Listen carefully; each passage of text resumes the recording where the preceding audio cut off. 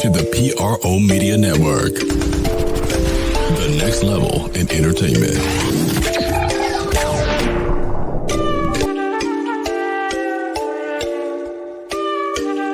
Perfect. You are now listening to Ring Kings Boxing on the PRO Media Network.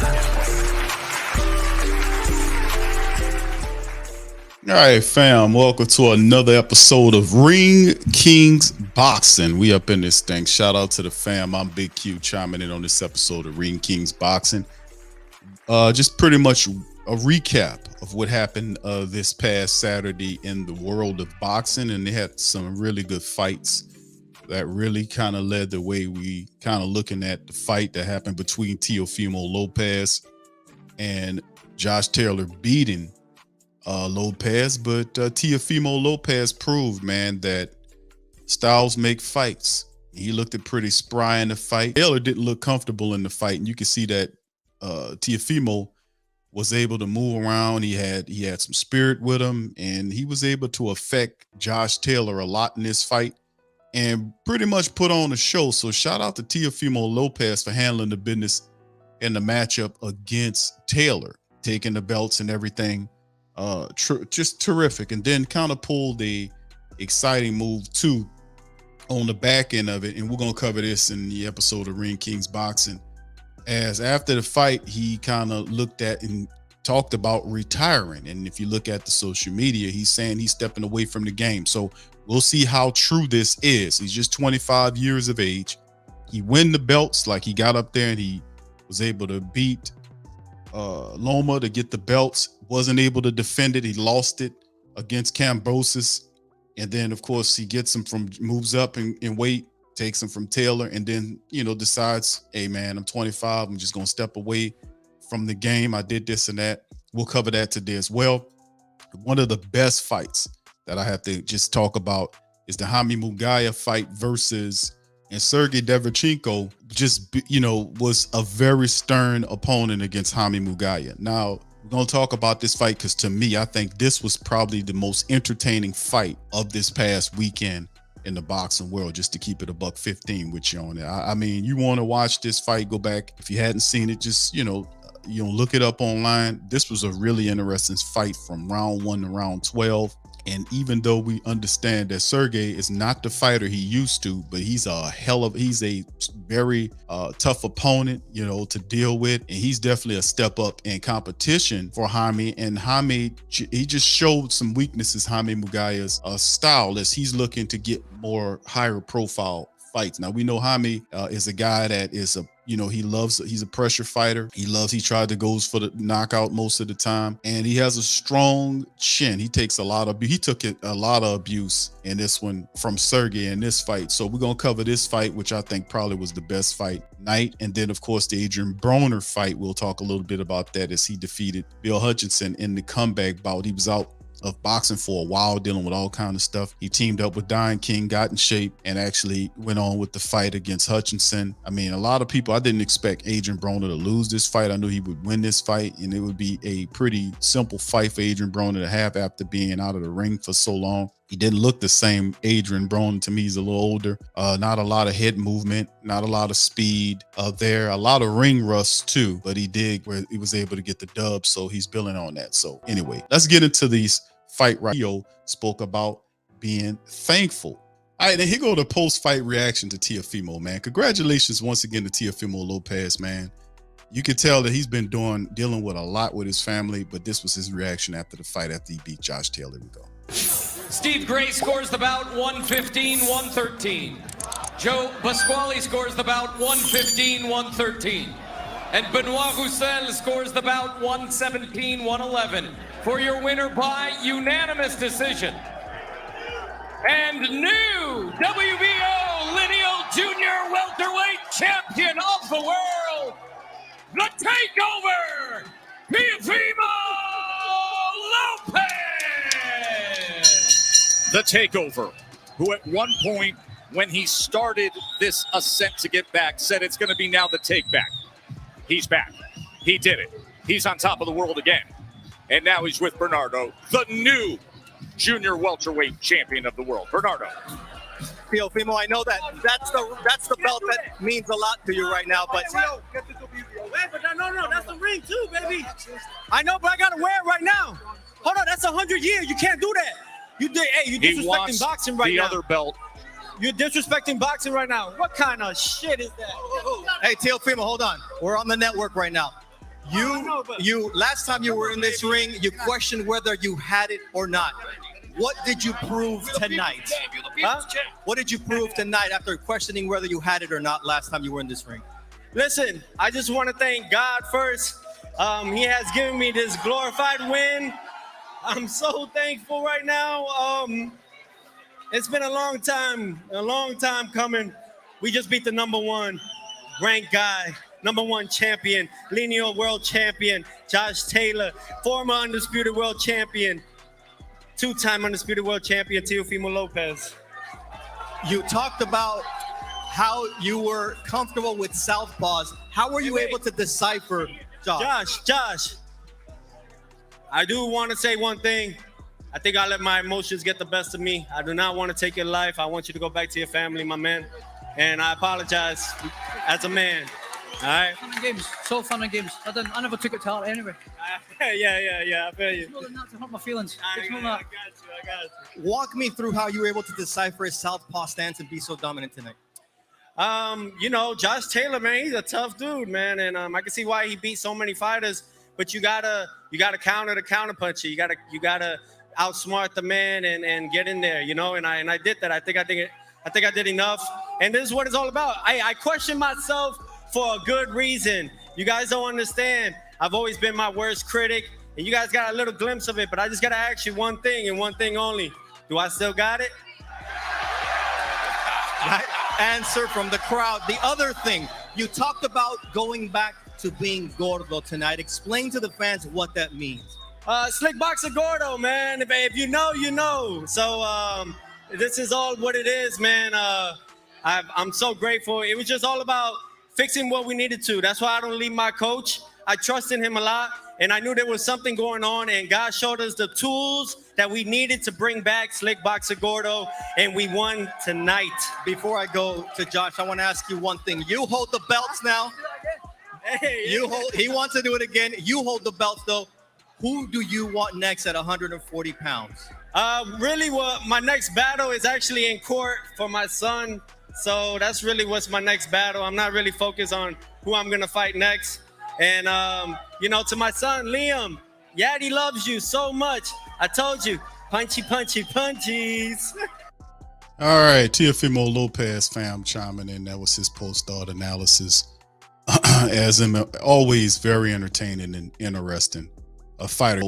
Teo does it again, man, and credit to him because I picked against Teofimo to win this fight against Josh Taylor. I thought Taylor would put on a much better performance against Teo, but styles make fights, and that's the great thing about the boxing world, to be honest with you.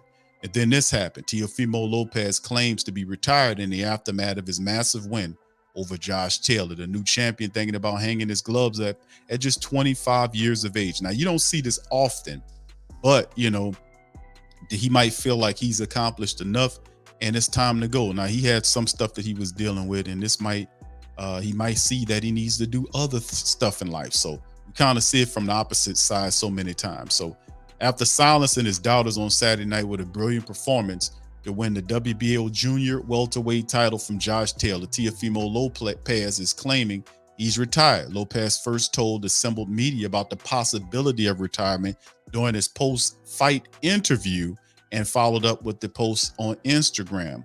What a relief. Retired at the top, Lopez wrote, which featured a picture of him as a child with his father.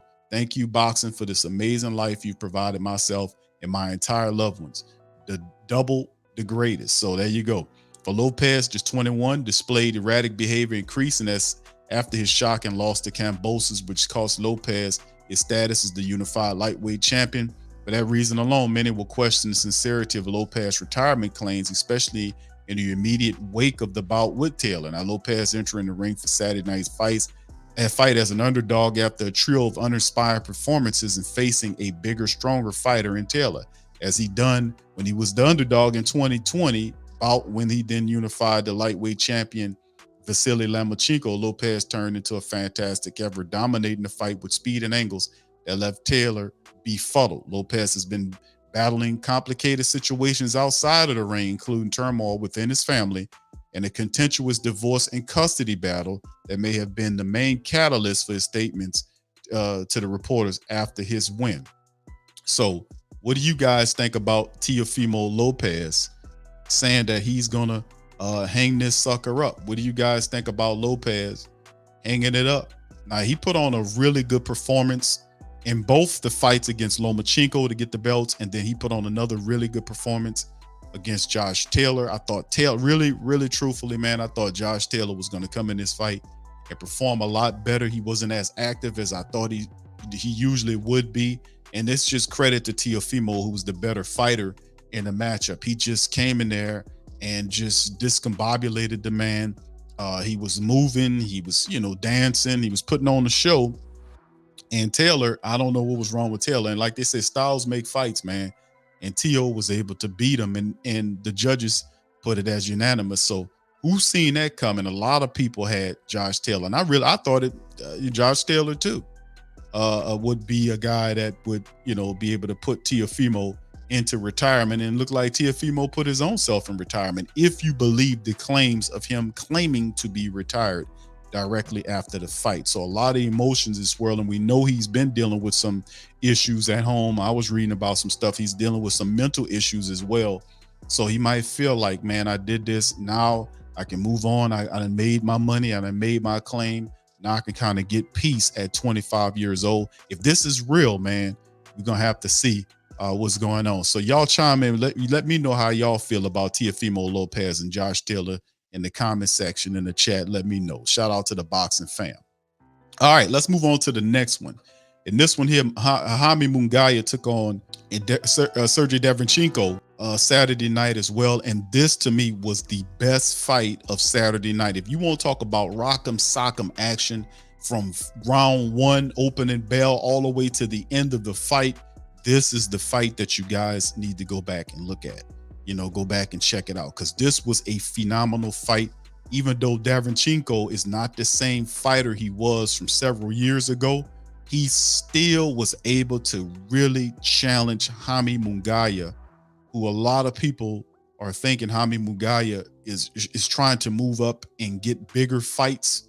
And listen, Jaime is a pressure fighter. He's a guy that known for knockouts, and he has a good chin. And he took ass whooping up, and I ain't gonna say ass whooping, but he took a lot of punching and hard punching and shots from Derevyanchenko, who's known to be a tough fighter, even though he's not, he's on the downside of his career, but still he's a tough journeyman fighter to deal with. And he showed what time it was in this fight. And just credit to Jaime Munguia, who was Derevyanchenko, a guy on the back end of his career, could have only imagined what this fight would have looked like if Derevyanchenko was at the cusp of his career, considered, when you fight him when he was in his prime. He's on the back end now. So he's 12 round. He couldn't get him up out of there. He still gets the majority decision win. But at the end of the day, Jaime Munguia gets the dub. Here's a little bit of Jaime Munguia after he defeated Sergiy Derevyanchenko a Saturday night. Aquí seguimos invictos y vamos a seguir trabajando y a seguir aprendiendo. Well, first of all, I would like to thank everybody for being here. It was honestly a sensational fight. We make some mistakes. We're gonna go to the gym and correct those mistakes. And we believe that it was a terrific fight for all the audience and for everybody. So I'm very happy for that, to give all the people this kind of fight. Jaime, felicidades en una gran pelea y por la victoria. Qué difícil era esta pelea y qué conforme estás con la decisión. Jaime, first of all, congratulations for this great victory. How difficult it was, and how pleased are you with the decision? Bueno, la verdad estoy contento por la decisión. Creo que fue una buena decisión. Y la verdad, yo creo que pues me costó trabajo agarrarlo, se me movía mucho, pues me estaba dificultando la pelea, pero pues gracias a Dios pudimos ajustar a partir del 10 y logramos tumbarlo. I think it was a correct decision. He was moving a lot. and it was difficult for me to catch him. But at the end, we catch him in the 10, and he was hurt, and in the 12, he was very, very hurt. So I think we deserve to win the fight, and I think it was a good decision. How do y'all feel about this fight? And it'll be interesting to see exactly who he faces going forward. So we'll take a look at that, down the line, and look at fights that Jaime Munguia wants to get, because he's looking at bigger fights moving forward. It'll just be interesting to see if he can land some of these fights. All right, and then of course our final discussion, we're talking about the man himself, Adrien Broner, defeating Bill Hutchinson in the comeback. He teamed up with Don King, he and BNAB, and he was able to beat Hutchinson in not a non-thrilling fight. We kind of know AB was going to get the dub against it. We knew that Hutchinson was a good fight for AB to have, being that he's been out of fighting for a while, dealing with different issues. But it's a positive, and he's got to feel good to it's got to be rewarding and gratifying for him to get a win, after the fight with Bill Hutchinson. But let me spin the post interview from Adrien Broner. I want to tell you, that was one impressive performance, especially after being out of the ring for 2 years. Was it everything you wanted and needed?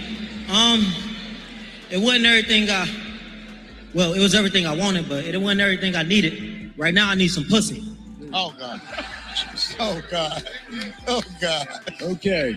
All right, before we get to that, who do you want next in the ring? TMI. Hey, man, listen, man. This is my first time on Don King pay-per-view, so I got to give it to y'all. Anybody can get it. Africans, Americans, Dominicans. No disrespect to no law firm out there, but attorney just got it. Anybody can get it. Is there nobody special that you like, that you're asking for or looking for? Anyone with the title? Anybody with the title. I see, what's his name? Romelo? Retardo? What's his name? Rolly. Oh, Rolly. Shit. I like the winner of Teofimo and Josh Taylor and whoever else got the belt. I want all the belts. I don't just want a Louis belt, a Gucci belt. I want the WBA belt and WBO belt, WBC belt and IBF belt too. Don, what do you have in mind for our young man, Adrien Broner? What do you have in mind? What's next for him? Well, right now, there's this guy named Oscar De La Hoya. He sent out a waiver and he wants to meet with us. We're going to talk about it. Nah, let him know. If he want to come over here, we got a fish net for him. Okay, we got whatever he say. That's whatever he say, because we're the problem here, man. And Oscar, you heard what he said. You know what I mean? Come over here, get that fish net, and I'm going to kick whoever asked you put in the ring with me. All righty, did you hear that, Oscar, baby? We're going to take care of business. We're not going to be fooling around, and we got the WBC going to give us a title fight. So we're going to be able to get that title, then defend that title, and then unify the world, because he can do it. This man's a 4-time world champion before, and now the best is yet to come. That's why it's a return to glory. That's right. I want the WBC. I love the WBC. It's green, baby. That stands for World Bronze Championship. All right. Adrien, congratulations on a terrific fight. Good luck for the future, my friend. All right, ladies and gentlemen, Adrien Broner. God. My goodness, man. Adrien Broner, man. The dude is just unbelievable, man. Unbelievable. Unbelievable. Very interesting night of boxing, man, to be honest with you. Those are the top 3 bouts that we're going to talk about on Ring Kings Boxing. They had some other interesting fights as well, but those are the top 3 to talk about. But it was fun. It was definitely fun watching a lot of good boxing this time around. Credit to Teofimo Lopez, a lot of the stuff that he went through to get the win over Josh Taylor, man. And like we saying, is it true, this whole thing about him saying that he wants to retire? I don't know what's going on with that. We know that, like he said, the custody battle, he may have mentioned that in court for his child. That's a whole nother thing within its own right, that him as a man and that he has to deal with. This other stuff that's been on the record that he has to deal with. So only time will tell what's coming up next. He mentioned the retired claim. I don't know how true that is. Right after a good emotional win over Josh Taylor. Josh Taylor, as you heard, was saying, man, listen, well, let's do it again. Let's get back in there and do it again. and Teo kind of laughed it off a bit. So I don't know where his head is. He's always been an emotional fighter. If this is a serious claim, we'll only know moving forward. And of course, the Jaime Munguia fight, you guys heard him in the post-fight breakdown, him mentioning that he did a good job to finally catch Derevyanchenko. The interesting part about the fight that I noticed is that Jaime Munguia is, like I say, he's a pressure fighter. He's a guy that believes in knocking out his opponents. He did commit to beating Derevyanchenko's body up, which is how he got him in the final round, as he can drop them down. If he'd focused on that a little bit more through the fight, I think he would have been able to slow him down so he couldn't move around as fast as he usually was. But Derevyanchenko, during midst of the fight, especially in the middle rounds of the fight, had some juice with him. He was moving around, shifting his feet, punching and doing stuff like that. And I find it very interesting because Derevyanchenko is on the back end of his career. He's not done yet, you know what I mean? But he's not peaking. He's done peaking. He's kind of sliding down toward the back end of his years, and he's still a very tough fighter for you to kind of man up against. And you've seen how he was able to really punish Jaime in his fight. Jaime took a lot. I've never seen him take an ass whooping like that. I'm just going to be honest with you. Derevyanchenko was in there beating, knocking the kid around. He was giving him that work. And you can look at the post press conference, look at his face, all red and bruised and things. But at the end of the day, Jaime got to add a few more things to his arsenal, add some more head movement there. And like he said, he'll make the adjustments in the post fight, because you're going to need that going forward, going up challenging other fighters that's higher than a Sergiy Derevyanchenko. So, but still, shout out to Jaime. Jaime's one of my favorite young fighters that's out there right now, looking for respect and bigger fights. All right, moving forward, then of course, Adrien Broner, shout out to AB. After all the years of inactivity, he gets back in the ring. He was able to get a dub against a lesser fighter in Hutchinson, but it was it's something that puts AB back on the scope. And hopefully he can keep this going, because even though he was very rusty in the ring, fighting as to be expected, but it definitely has to feel good to be able to get a W and get Adrien Broner back into the fight game, period, is always interesting, because, he's always a guy that seems to bring all of that intensity, the funny stuff that he talks about, the uncutness is Adrien Broner in this thing. So with that being said, fam, we're going to get ready to get out on this episode of Ring Kings Boxing. I'd like to thank you guys for spending your Sunday with me. Feel free to hit the like button, hit the subscribe button, hit the share and the bell, but hit the share button and share Ring Kings with other fight addicts out there as we move forward. So shout out to my co-host, Eddie Too Mean Johnson. Rest in power, my brother, as we keep these broadcasts going on. So much love to the fam, and I'm going to holler at y'all on the next Ring King Boxing. Peace. I'm out. You're now listening to the Ring Kings Boxing on the PRO Media Network.